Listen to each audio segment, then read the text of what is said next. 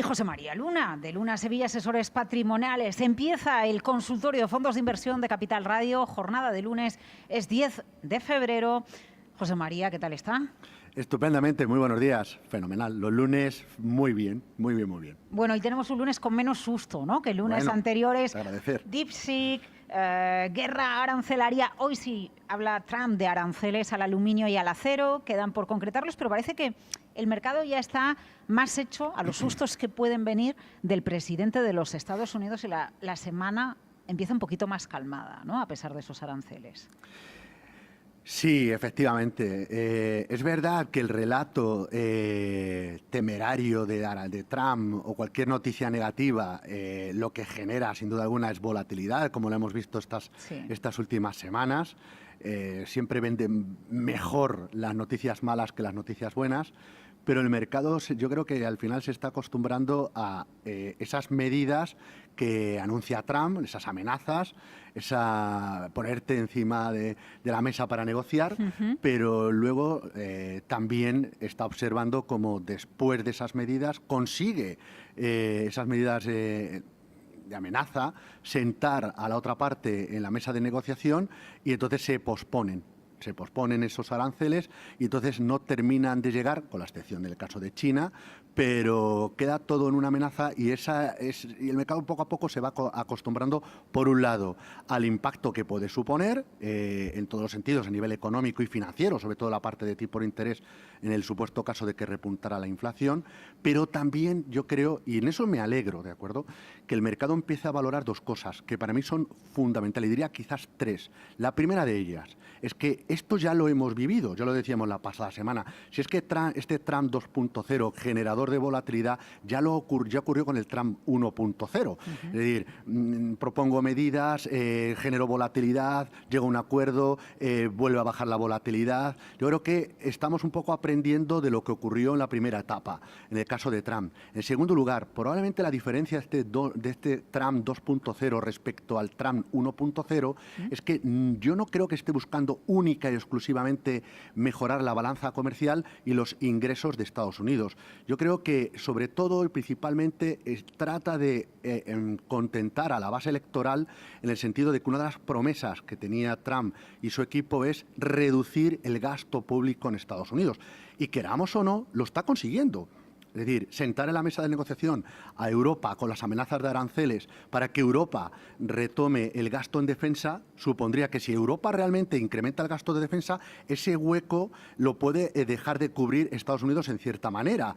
Pero lo mismo que ha ocurrido con Colombia, con la parte de migración o incluso con la parte que está teniendo con Canadá y con México, sobre todo con México, que es uno de los países donde entra una enorme cantidad de fentanilo, que es la excusa para que haya más gendarmes, más policía mexicana o más ejército, que en ese sentido, bueno, pues harían el trabajo que hasta ahora estaba haciendo básicamente Estados Unidos, con lo cual ese perseguir, reducir el gasto público, el mercado empieza así a valorarlo, porque claro, tiene su efecto sobre la curva de tipos de interés, ¿no? Y el tercer elemento yo creo que de nuevo es la inteligencia artificial. Esta semana hay una reunión, creo que es en París, para hablar de la inteligencia artificial. Ya está anunciando, hay macro millones, ¿no?, de inversión en IA. Claro, y es que la inteligencia artificial no cabe la menor duda que es desinflacionista. Y entonces, claro, el gran temor que tiene el mercado cada vez que Trump habla de aranceles es cómo puede eso impactar tanto en los datos de crecimiento económico y sobre todo en la inflación, en este caso en Estados Unidos, y su efecto en las políticas monetarias que adopte la propia Reserva Federal norteamericana.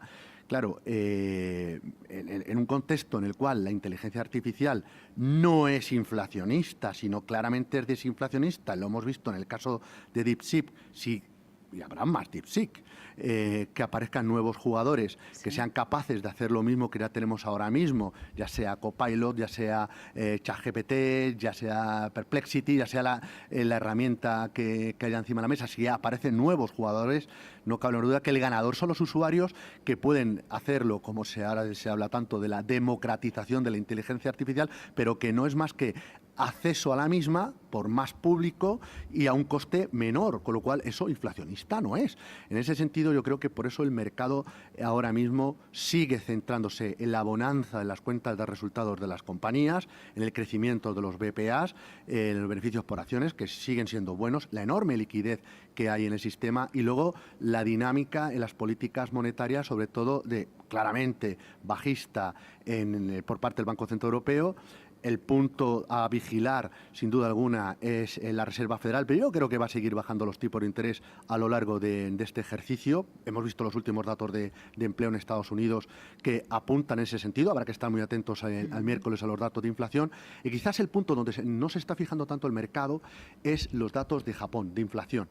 Y esperemos que a lo largo de este 2025 no volvamos a tener un capítulo como el que tuvimos a la vuelta del verano del famoso carry trade. Efectivamente, claro, yo creo que ahí el mercado no se está fijando tanto de momento, pero las dinámicas de crecimiento y sobre todo de inflación son muy divergentes, muy dispares de unas zonas del mundo frente a otras, y lo tenemos claramente en el caso de Japón, que evidentemente no es un dato de inflación hoy por hoy para preocupar, pero que venimos de décadas de deflación a una situación en la cual la inflación sigue repuntando y el Banco Central de Japón pues va a seguir subiendo los tipos de interés. Eso sí que podría generar cierto foco de tensión a lo largo de este año. No tanto los aranceles, que lo que va a generar es la volatilidad, pero sí en el caso de Japón, que ahí que puede haber quizás un elemento que hoy por hoy no se tiene muy en cuenta, pero que en algún instante pudiera sí tener cierto efecto sobre los mercados de capitales. Moraleja de toda esta situación: vamos a seguir un contexto de volatilidad,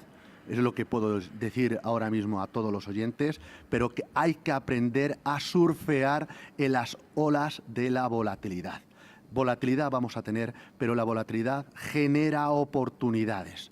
Y cuando la volatilidad repunta, lo que hay que tener es preparada la caña de pescar precisamente para que aquellas cosas que nos gustan y que han corregido en precio, si realmente mantienen sus buenos fundamentales, es una oportunidad clarísima de compra. Con lo cual, no veamos tanto a Trump como un enemigo, que ya, como decía la semana pasada, es evidentemente un personaje, que sabe lo que pensará muchas veces de su cabeza, sino miremos desde el punto de vista financiero las oportunidades que nos puede generar a lo largo de este año precisamente Trump, pero insisto, ojo a todo el tema del carry trade, sobre todo por la gente que se ha financiado en yenes, en el supuesto caso de que los tipos de interés en Japón sigan repuntando y el yen siga apreciándose respecto al dólar. Bueno, hablando de oportunidades en la volatilidad o en sectores concretos, en materias concretas, en geografías concretas o en equipos de gestión concretos, al término de este consultorio de fondos Ideas de Inversión con José María Luna de Luna Sevilla,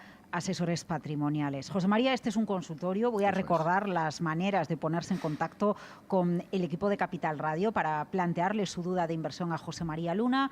Teléfono tradicional de la casa, 912833333, email oyentes@capitalradio.es, nota de voz, audio de WhatsApp 687-050600, o si lo prefieren, el chat del canal de YouTube de Capital Radio, y a través de ese canal también vamos a leer sus consultas. Me dice Félix Franco, nuestro compañero el Duende, ya tenemos el primer audio de WhatsApp, nota de voz preparada con consulta para José María Luna. Félix, adelante.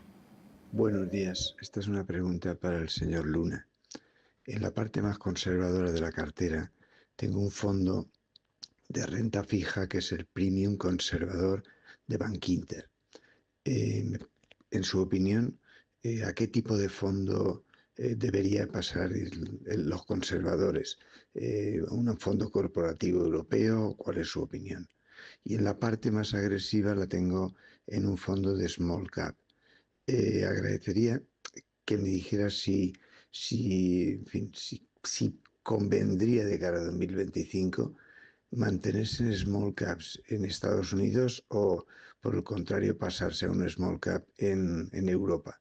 Caso de ser así, le agradecería me diera alguna idea. Muchísimas gracias. Venga, pues a ver, preguntas ¿qué hace interesantísimas, como siempre, en este consultorio. Renta fija. Bueno, para un inversor conservador, desde mi humilde punto de vista, yo creo que habría 3 tipos de fondos que serían ideales para este ejercicio. En primer lugar, fondos monetarios muy baratos en comisiones, atractivos en comisiones, tanto la parte de gestión como la de custodia, y que los activos que haya en cartera ahora mismo, sobre todo por la parte de deuda corporativa, nos estén garantizando, pongámoslo garantizando entre comillas, una rentabilidad interesante y que supere la inflación tanto de la eurozona y, por supuesto, la de la inflación española. Algún producto existe en ese sentido y, sobre todo, hay alguno, como por ejemplo está el caso de la casa GESConsul, con su GESConsul corto plazo, que invierte en pagarés y que se valoran igual que las letras del Tesoro, se valoran a descuento. Digo lo de garantizar porque, evidentemente, el principal riesgo, aparte de algunos otros, es sobre todo que alguna de las compañías impague, ¿de acuerdo? Que haya un evento de crédito y que impague, con lo cual es muy importante que la calidad de esas emisiones de crédito, de deuda, sean buenas, ¿de acuerdo? Y que, evidentemente, las compañías pues sigan pagando sus compromisos, en este caso los intereses, o devolviendo, en este caso, sobre todo, la deuda que han emitido. Eso nos dará estabilidad, nos dará liquidez y, sobre todo, nos da algo de rentabilidad. Segundo lugar, productos de renta fija corporativa, también de nuevo en Europa, porque claramente aquí la visibilidad de bajada de tipo de interés por parte del Banco Central Europeo es mucho más clara que en otras zonas del mundo. Y luego la calidad de las compañías en cuanto a los balances, el nivel de endeudamiento, el nivel de ingresos sigue siendo bueno, y si nos gusta la bolsa, pues no digamos de la parte de deuda y de corto o medio plazo para que capture la rebaja de tipo de interés. Recuerden que cuando baja los tipos de interés, el precio de esos bonos subiría, ¿no? En este sentido, deuda, insisto, de corto o medio plazo, algunos productos están ahí, podemos combinar investment grade con algo de high yield.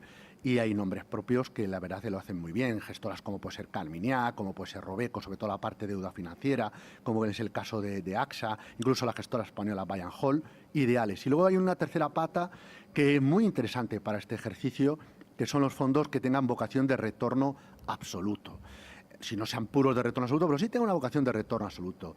Yo me fijaría muy mucho en la gestión que hace Acacia, una gestora española, con su renta dinámica. Me fijaría mucho también en la gestora Dunas Capital, sobre todo con el Dunas Valor Flexible y también incluso con el Dunas Equilibrado. Pero también hay otros productos con vocación de retorno absoluto que hacen combinaciones de long-short en la parte de bolsa, posiciones largas con posiciones cortas, interesantes, donde controlan muy mucho el riesgo.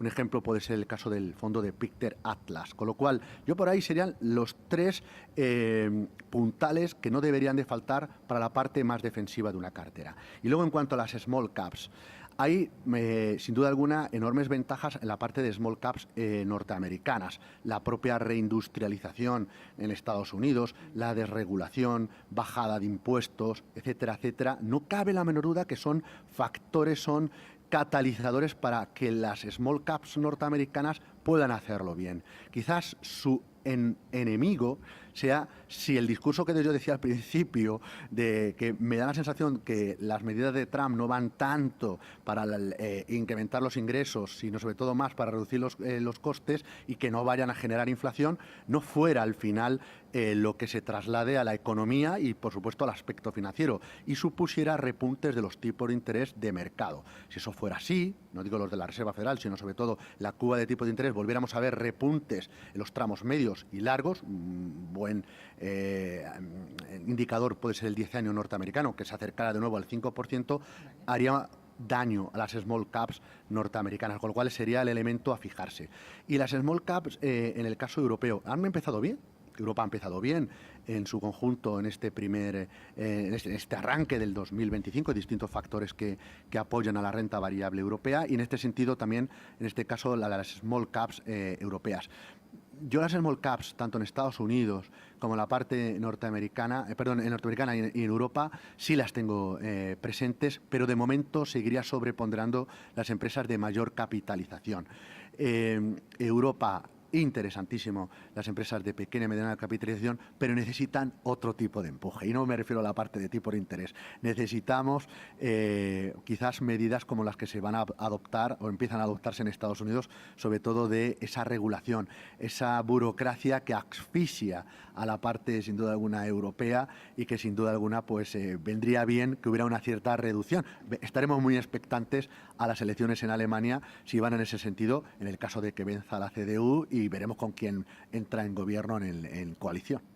Bueno, yo creo que la consulta de Peter Port a través de YouTube, donde le preguntaba por small caps en Estados Unidos, yo creo que queda respondida con la explicación que ha dado José María Luna en la respuesta a otro oyente. Ya que cita Alemania brevemente, entonces, José María, es que claro, el comportamiento del DAX, de la bolsa alemana, en el corto plazo, lo que llevamos de año, ha sido espectacular, ¿no? Y una de las grandes dudas que tenemos es, Alemania en recesión, con incertidumbre política, y cómo está tirando su mercado y su bolsa, por lo tanto, los fondos que sobreponderen, ¿no?, las compañías alemanas o el índice DAX lo estarán haciendo mejor en este arranque de año. ¿Seguirá este buen tono o va a depender precisamente eso de las decisiones que pueda tomar la CDU en industrialización o regulación? Yo creo que el tono de la renta variable europea, sobre todo en el primer trimestre, Sí. y seguramente en el segundo, todavía puede haber ese cierto gap, mejor Europa frente a Estados Unidos. Creo que se va a mantener. Europa en su conjunto mantiene varios factores que apoyan el buen tono. Las valoraciones de muchas compañías europeas son en relativo mejores que en el caso norteamericano, sobre todo en distintos sectores, es decir, están menos caras. Los resultados no son malos, lo que estamos viendo en el crecimiento de ingreso y los crecimientos de los beneficios de las compañías. En segundo factor, no cabe la menor duda que aparte de las valoraciones que es el primer factor, sería un Banco Central Europeo que claramente está bajando los tipos de interés y va a continuar. Eso gusta, eso mola al mercado bursátil, también al mercado de crédito, pero es muy interesante para los mercados de renta variable, sobre todo para la parte inversora. Y luego está la parte de política, de geopolítica, ¿no? El amagar con aranceles hacia Europa, pero no pegar. Si estamos viendo, Estados Unidos amaga, pero de momento países como puede ser Bélgica, como puede ser Alemania, más allá de Europa, Japón y otros países, se mantiene como un poco fuera del tema de arancelario y de las amenazas, ¿no? Si eso lo unimos con el factor de dónde vende Europa, que no es tanto Europa, muchas de las compañías alemanas, sino que dependen muy mucho de lo que ocurra fuera de Europa, justificaría esa dicotomía entre comportamiento de la economía real, comportamiento de la economía financiera, no tienen por qué ir a la par, y luego, bueno, pues la expectativa de que pudiera haber un cambio, un volantazo, yo no sé si de 180 grados, pero sí probablemente haya un volantazo de las políticas, no solo en Alemania, sino también en el conjunto de la Unión Europea. De hecho, incluso la señora von der Leyen ya asume hasta su propia cuota de error en las políticas que se ha llevado en Europa, quizás un poco viendo lo que puede ocurrir en Alemania. Si eso se traslada a una realidad política y económica, yo creo que Europa tiene factores y campeones, tanto en las empresas de mayor tamaño como en empresas de menor tamaño, que sin duda alguna podría transformar a Europa del patito feo a un cisne maravilloso. Consultas a través del chat del canal de YouTube de Capital Radio. ¿Conoce Atmos Global Fee? Se lo pregunta Tomás. ¿Es una buena opción en la que ir a largo plazo para evitar indexarse al MSCI o al SP500? ¿Algún comentario al respecto o nos vamos a otra consulta, José María? No, perfectamente. Sí, claro, conozco tanto la parte de bolsa como la parte de deuda, sobre todo la parte de deuda emergente, donde hay algún producto muy, muy interesante, ¿no? Vale. Referenciarnos al MSCI, si es una inversión a medio y largo plazo, es verdad que este ejercicio va a ser, insisto, un año muy interesante, lo está siendo, un año para templar emociones, de verdad, para templar emociones, gestionar mucho las emociones. En segundo lugar, para saber surfear muy bien la volatilidad, que va muy relacionado como la primera parte, el primer factor que acabo de decir, o el primer pilar. Y la tercera es un año de gestión activa, ¿de acuerdo? Y lo estamos viendo claramente. Quizás para el 2025 me apoyaría más en fondos de gestión activa, tanto la parte norteamericana como la parte europea. Quizás en la parte europea, a lo mejor en menor medida, quizás buscaría un producto más ligado al comportamiento del Eurostoxx 50, pero la parte americana y a nivel mundial utilizaría para el 2025 un fondo mayor de gestión activa, ¿de acuerdo? Dicho esto, creo que el comportamiento del SP500, igual que el índice mundial de bolsa, donde la renta variable norteamericana tiene un peso bastante relevante, sobre todo en capitalización bursátil, es interesante. Una opción puede ser la gestora que nos acaba de citar. Habría otras, no cabe la menor duda, tanto Fidelity, ETFs como puede ser de Vanguard, iShares, o fondos como puede ser el de la casa Amundi, que tienen ligados tanto al SP500 como al MSCI World. Pero, repito, yo creo que el 2025 es un año más, al menos en la primera parte, sobre todo por ese Trump on, Trump off de la parte arancelaria que genera volatilidad y que en esa volatilidad genera dispersión y genera oportunidades. Por eso yo creo que es interesante para la parte de gestión activa. Venga, a ver, email de Alberto San Miguel, oyentes@capitalradio.es. Tengo Robeco Consumer Trend y el Invesco Global Consumer. Quiero salir de al menos uno de ellos y comprar algún fondo más global, de más amplitud y no temático. ¿De cuál se desprendería y cuál suscribiría? Difícil la pregunta. Es verdad que ambos fondos en algunos casos se pisan la manguera, ¿de acuerdo? Hay que pensar que la parte, por ejemplo, el fondo de la casa Robeco tiene la parte de consumo digital, tiene la parte de consumo ligado a los mercados emergentes, luego tiene también empresas de consumo básico, algunos factores de esos tres nichos importantes que gestiona Robeco con su Consumer Trends también son tocados por el fondo de Invesco.